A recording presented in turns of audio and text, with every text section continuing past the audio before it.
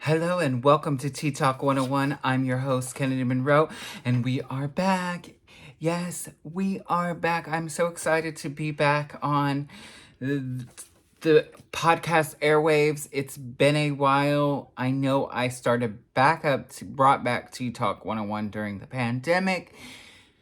And then just everything in life just took over, and I had to stop focusing on TikTok. So I'm hoping now that I'm back that we can get down to business and hopefully we won't go on a hiatus. So if you're a fan of TikTok, if you've been a fan of TikTok since the beginning, let me tell you, TikTok has been around a long time.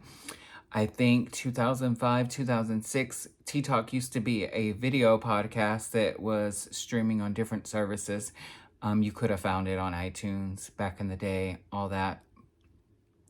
It was really fun. We had a lot of guests on the show, a lot of drag performers, a lot of trans performers. We were based out of Chicago.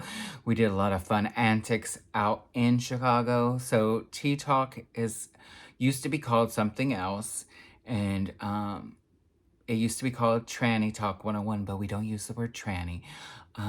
So TTalk 101 is what it's gone to, and TTalk is very entertainment. We are going to spill the tea on some of our favorite drag movies, everything like that, like Rupaul's Drag Race, all the spinoffs.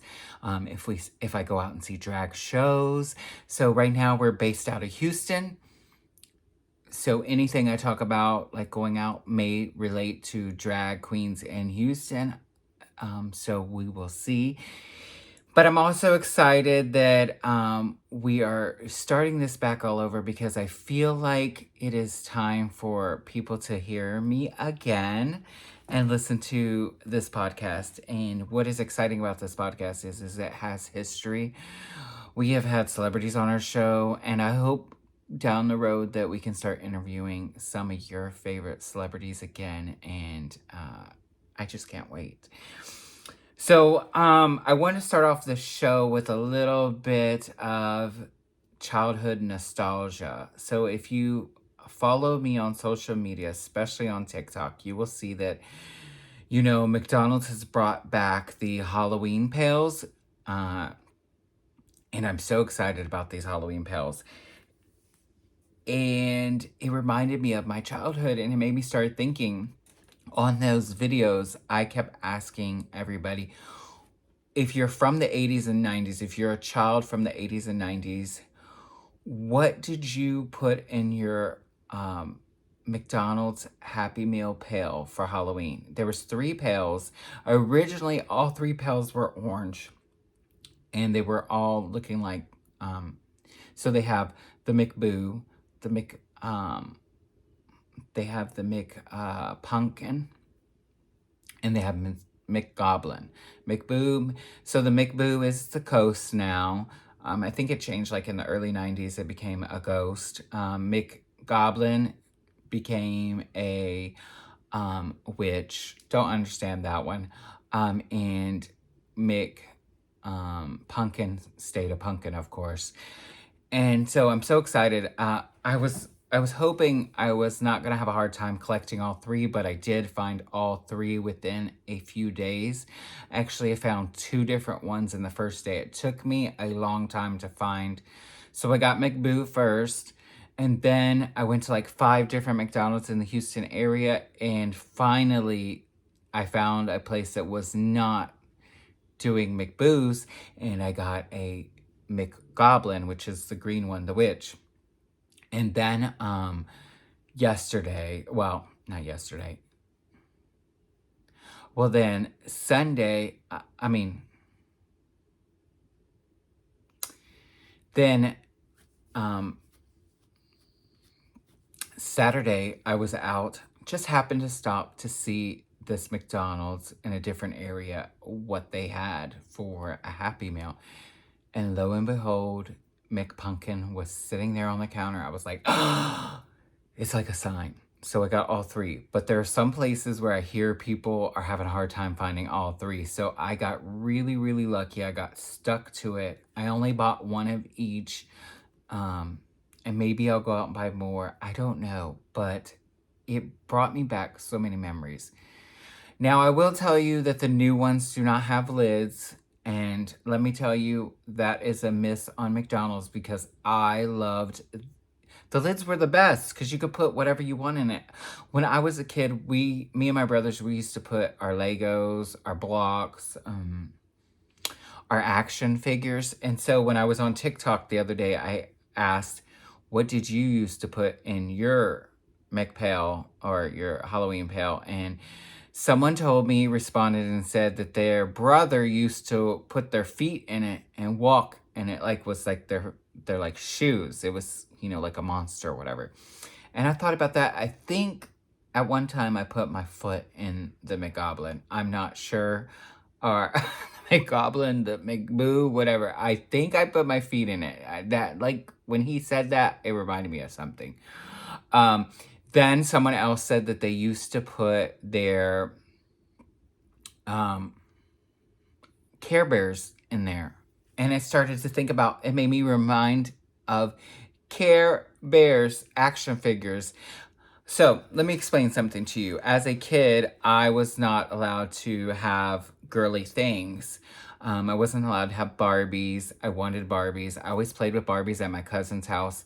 I wasn't allowed to have many things. So the only things that we really had were like G.I. Joes, He-Man, Masters of the Universe, all that stuff.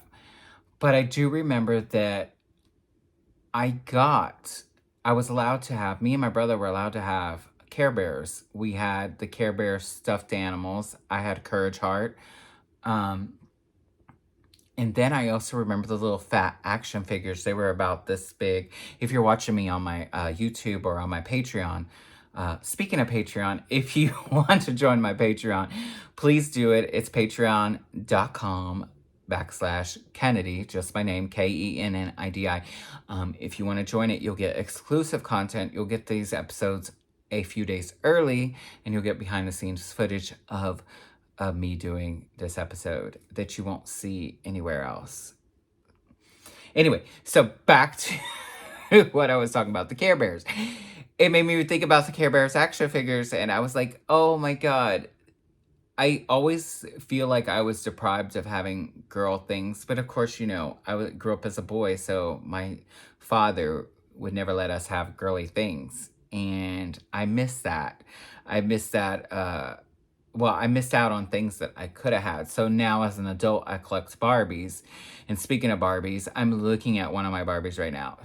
Laverne Cox, the first trans woman Barbie. Isn't that amazing? Like, to think that if I was a child and I would have got to see a Laverne Cox Barbie, or even got to see anything trans related on TV, I would have just it would have changed everything. It would change my life. Even though I transitioned real early, I transitioned at 21, whereas nowadays a lot of trans people transition in their teens, before puberty, stuff like that. I didn't have that opportunity, so I always say that representation matters, and this is why. And this is why I've always done things where I'm on my show. I did TTalk 101 for so long. I wrote columns in trans magazines. I did so many things. I was on the cover of Ladylike magazine, and I felt like because I had to represent trans people, because I never got to see that growing up.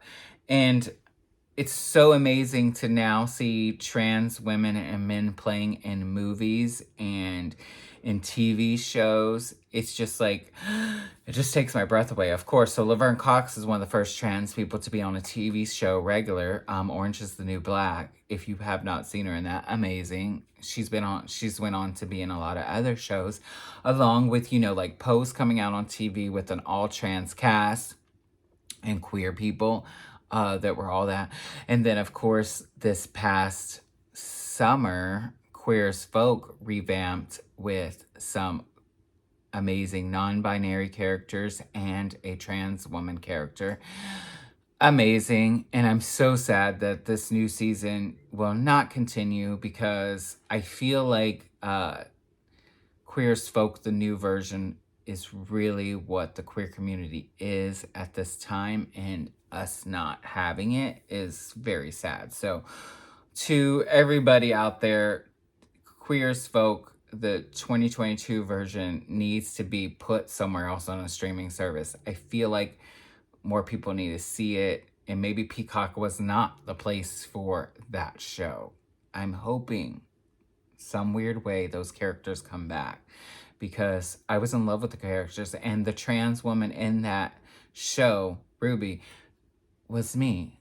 It's so me. Like, I not everything about that character is me, but just some of the things she says and the things that she refers to is so I relate to as a trans woman. So speaking of trans women or trans characters, trans people playing in roles, I'm a horror fan, love horror, cannot wait for the new Dragula season. If you are a fan of Dragula, I am. I love Dragula. I love that whole horror drag, and I'm starting to dive more and more into my monster side in my own drag, so it's exciting.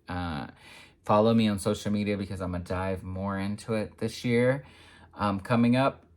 But speaking of horror and Dragula season 3, or not Dragula season 3, the new season of Dragula is the Titans, so it's kind of like RuPaul's Drag Race All Stars, but we're getting Dragula version, so I cannot wait for it.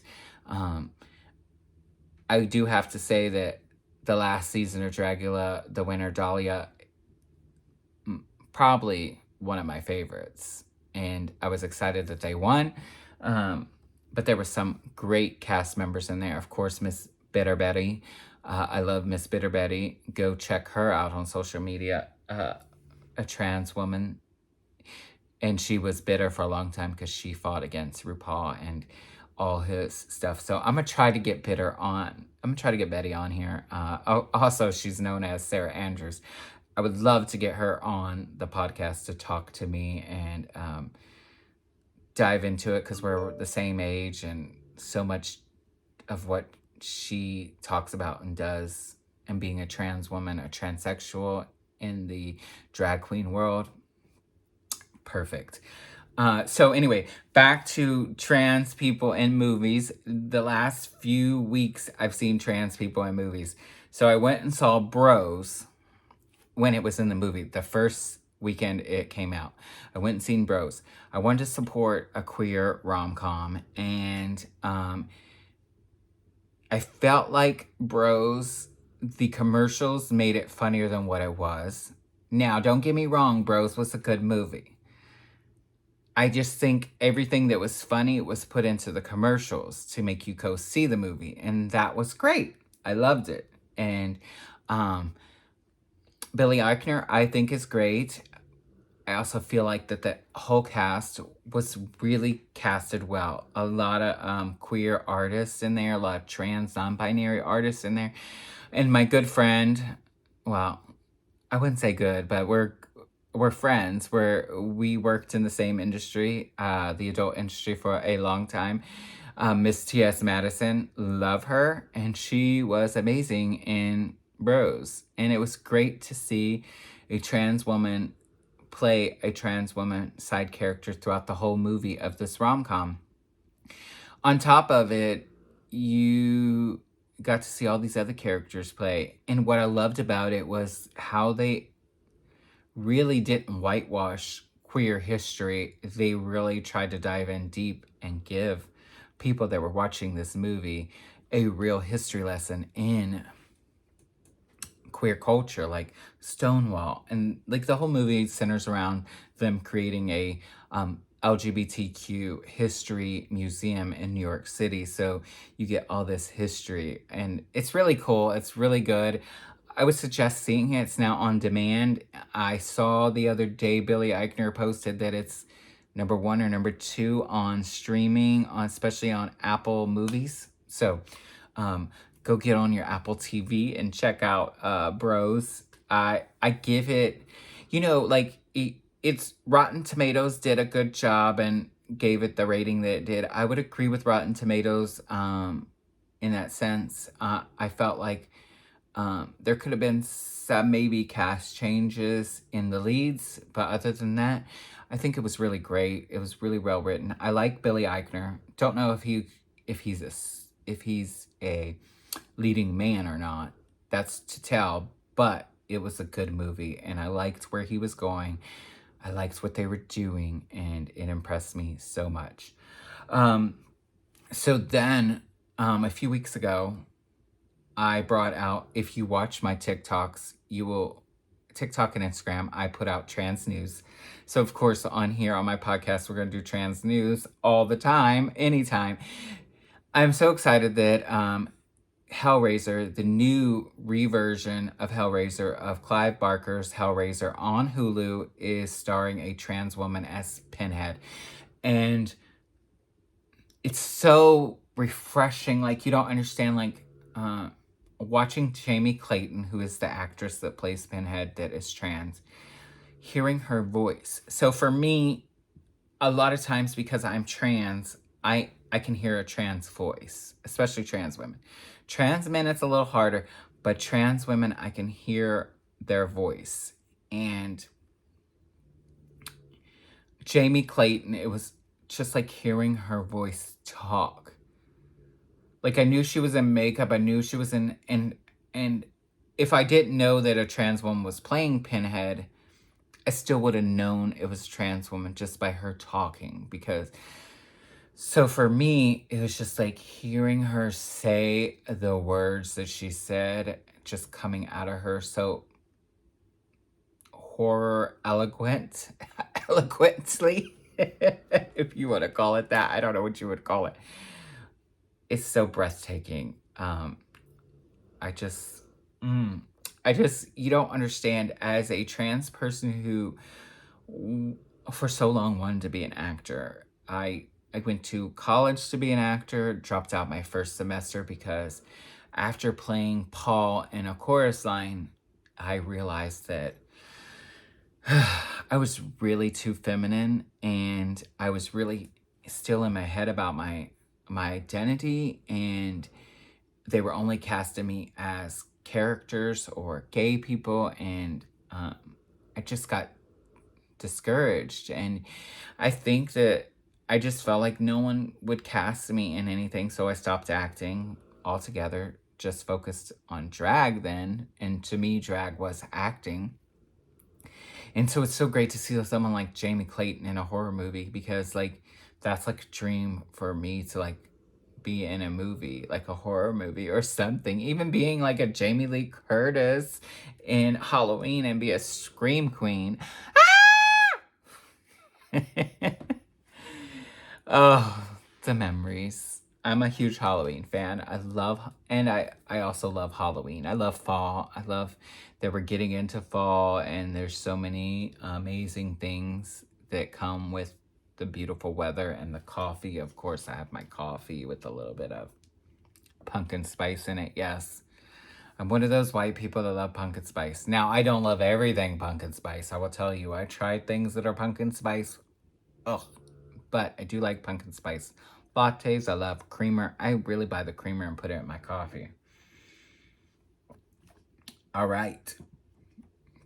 So Jamie Clayton and T.S. Madison in movies these last few months has been amazing. I can't wait to see more great things.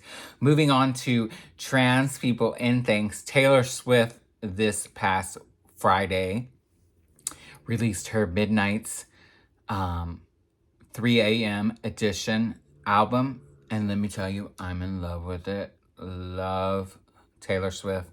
I've been listening to it. But Lace Ashley is in the music video for... Hold on, let me see.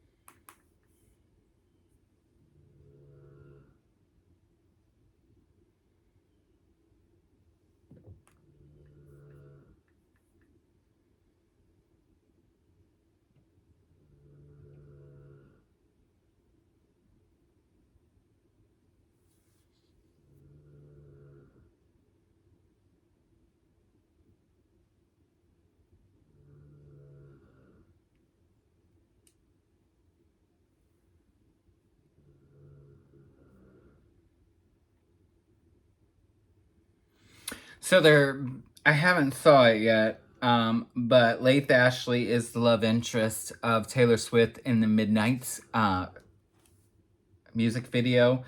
And of course, once I really see it, I'm going to, we'll talk about it. So if you're watching my video, you'll see that Laith Ashley is, of course, an amazing model, trans male model, playing Taylor Swift's love interest in her latest music video on Midnights. Now, let me tell you, the album is amazing. I just love Taylor Swift. I've always loved Taylor Swift, even when she was doing country music. I just feel like she's a great creative writer, and all the things that have happened to her lately, creatively, for her owning her own music and stuff like that, has been insane. But I love Laith Ashley. I just love seeing trans people in things like modern culture. So moving on to what's really happening. So Monday was the start of early voting in Texas. In a lot of states, early voting has been going on already. I think it's a lot of places started early voting last week. I know Georgia started last week with lines crazy. So make sure that you go out and vote during the midterms.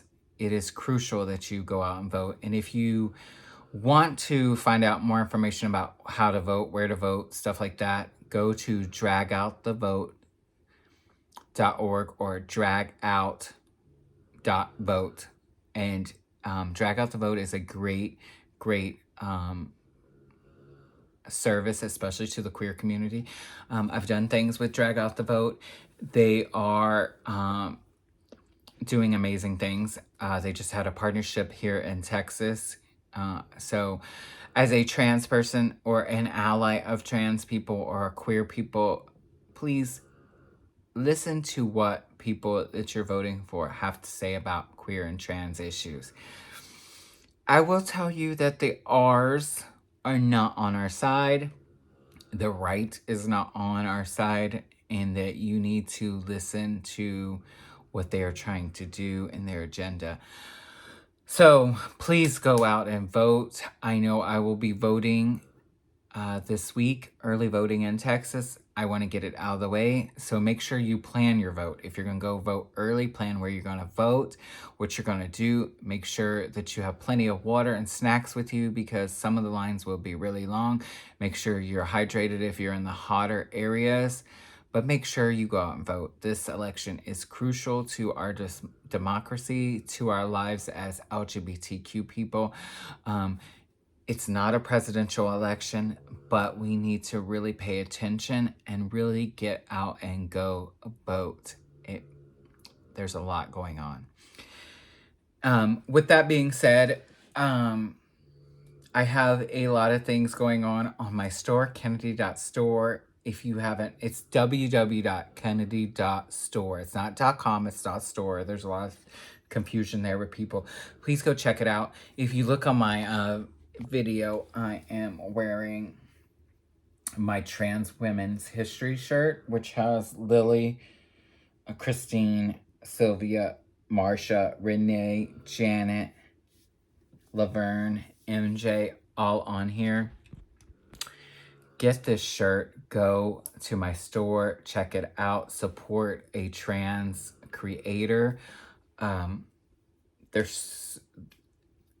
trying to work more, subscribe to this podcast, all these things that I'm doing, I just want to do more of, and by you buying things, supporting. And on the last topic of our discussion this week here on TTalk 101, I'm excited to announce that I will be having FFS surgery on November 4th. So hopefully during that process, I have a recording before I have surgery, so y'all can get the get that episode that week. But also, I'm not in so much pain that I can record. Now, I may not record video But if I do, it may just be exclusively on my Patreon, so you'll see me all bruised. But FFS, for people listening that don't know trans surgeries, is facial feminization surgery. And people always tell me, well, you look beautiful. There's nothing wrong with your face. Yes, I know. So I'm getting everything done from my eyes up, nothing from my eyes down. So everything like my cheeks, all that stuff that my lips, my nose, people talk about, I'm not getting that done. I'm just getting my forehead lowered. So my hairline's going to come down a little bit. My eyebrows are going to be raised. They're going to shave down some bones, lift up my eyelids so they're not so droopy. As I have as you can see, if you look at my eyes, there's a hanging eyelid.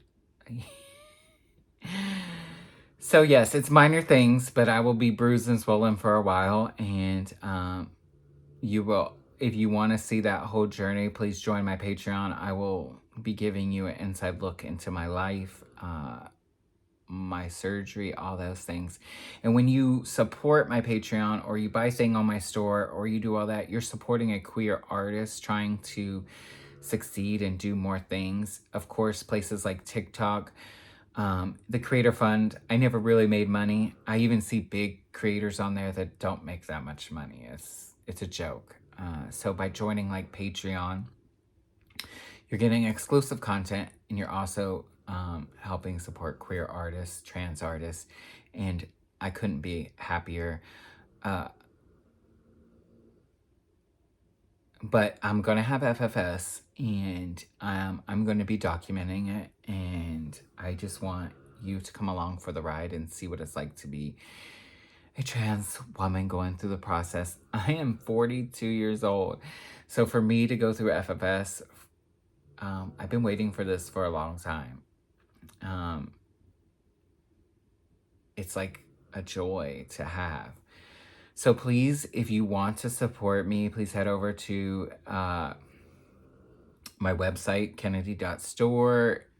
You can check out links in this bio from this to donate to my Venmo or Cash App, or you can just buy something or subscribe to my Patreon, which is patreon.com/Kennedy.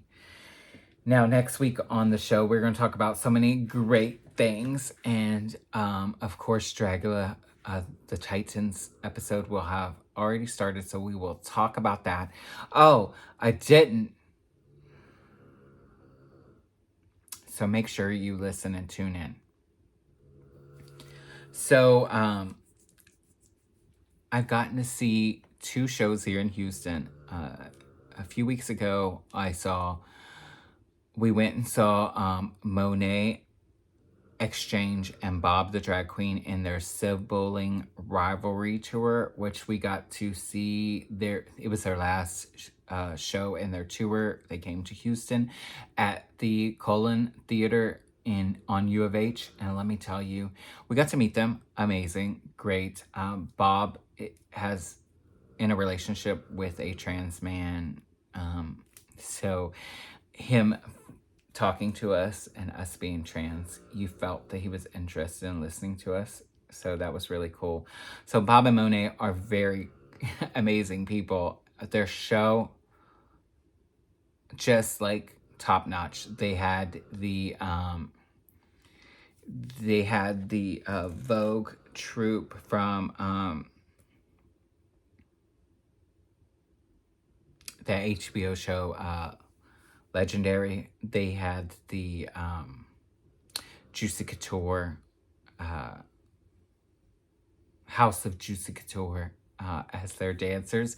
It was really cool. I had to think about that for a minute. Just so much going on in my head. When you are an adult and have ADHD and don't have your list written out of what you're going to do, sometimes it just becomes a lot. But Juicy Couture, House of Juicy Couture was dancing. They were amazing. Amazing. And Bob and Monet, just the show was just spot on, spectacular. And what's great is at the end of their show, they have they sit down like they do on their podcast, and they talk and they bring up subjects and they go back and forth. And I'm just telling you, it was so amazing to listen to their take on things, take on what's going on. And our culture or in America, or even just like celebrities in Houston or from Houston.